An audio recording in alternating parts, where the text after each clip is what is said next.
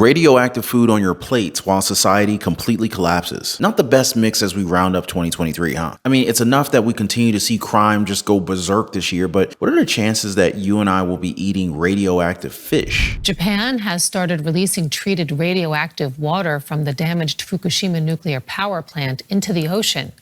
The plant was damaged in an earthquake and tsunami in 2011.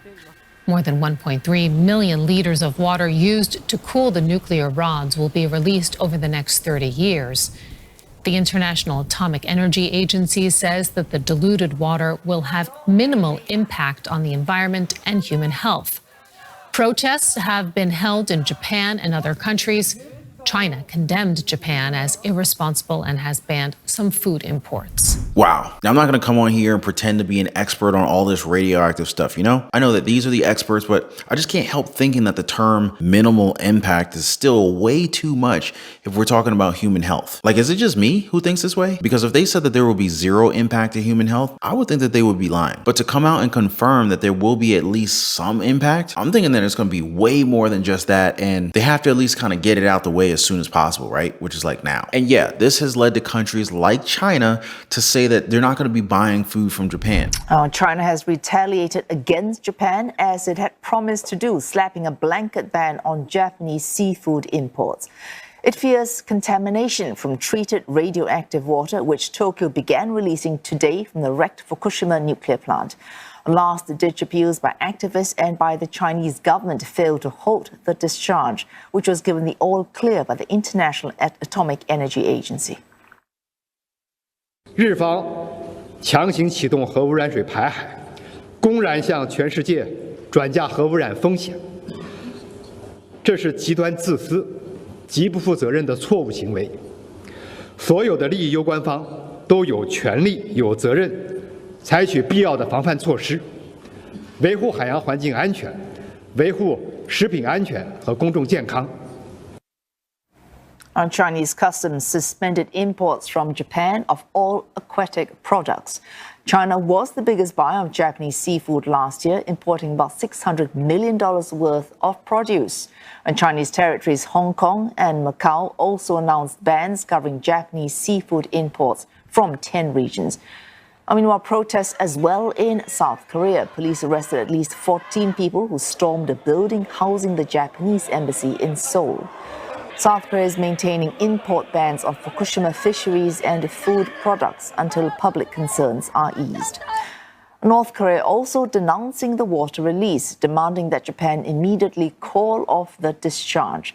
Pyongyang described the move as, quote, unforgivable, as a unforgivable crime against humanity for which Tokyo will be held accountable.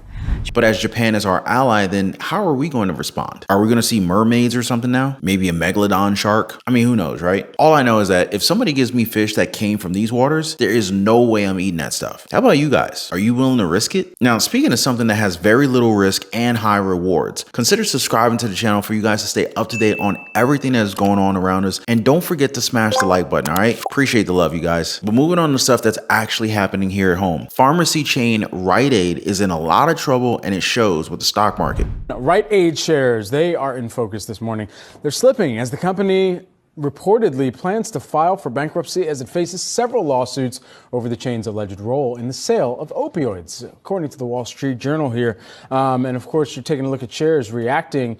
They are down by about 3.6%. Now, of course, just a 3-cent move or a 2-cent move gives you that kind of percentage change here. This has long been kind of an embattled longer term story for Rite Aid, whether you think about the number of locations that they sold off years ago and just to make sure that they could kind of right size their own structure. But then additionally, the heated competition in the PBM's business right now with CVS and Walgreens Boots Alliance really kind of being some of the standard bearers for that, as well as Express Scripts and some other names, of course, over the years. But for the majority of how this has shifted and for some of the drugs themselves that could be more generically manufactured and, you know, that are now terms of a distribution, have more competition from the likes of Amazon and the acquisition of PillPack, and even into kind of Mark Cuban's Cost Plus. I think that's where it created even more of a headwind for Rite Aid now at the store level too, that they still operate, because if it's a just online distribution for a company in Amazon and PillPack, they don't have to worry about necessarily the same type of storefronts, even though they could essentially take PillPack into all of those Whole Foods locations as well. All that considered, though, it's been a rough go for the past several years here for Rite Aid.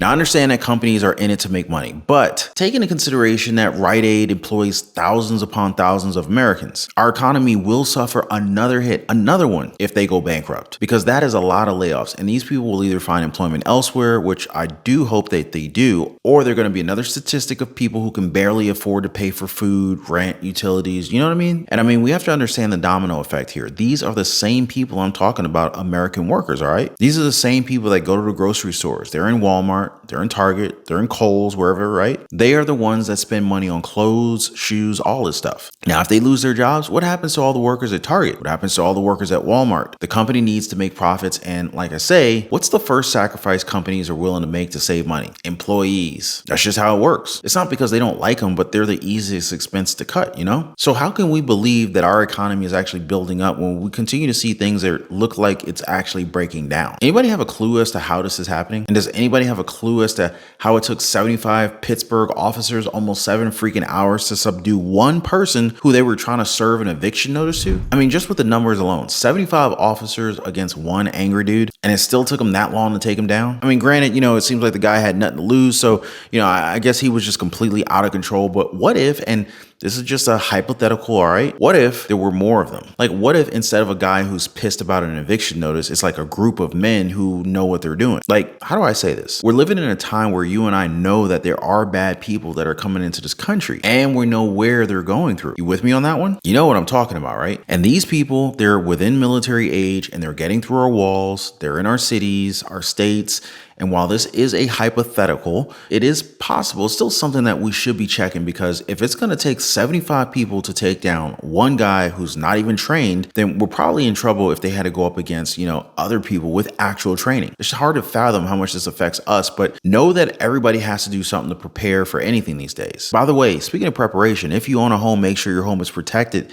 Get your free home warranty quote. There's a link in the description down below of this video. It only takes about 10 seconds, guys. Now, I guess that's why more and more people are starting to lose confidence in our security. Now, I'm talking about domestic security, all right? So that's the police. In fact, since 2021, it's gone down by almost 10%. And it's not just with the police, though. Many people are losing faith in both our military and our government. But what about you? Do you feel as if we're still in a good spot here in the country? Or is it just a shell of its former self? Make sure you guys let me know down in the comments. And before I go, I just want to thank you guys for hanging out. Thank you guys for dropping likes for the video and subscribing to the channel. And I'm going to see you guys on the next one.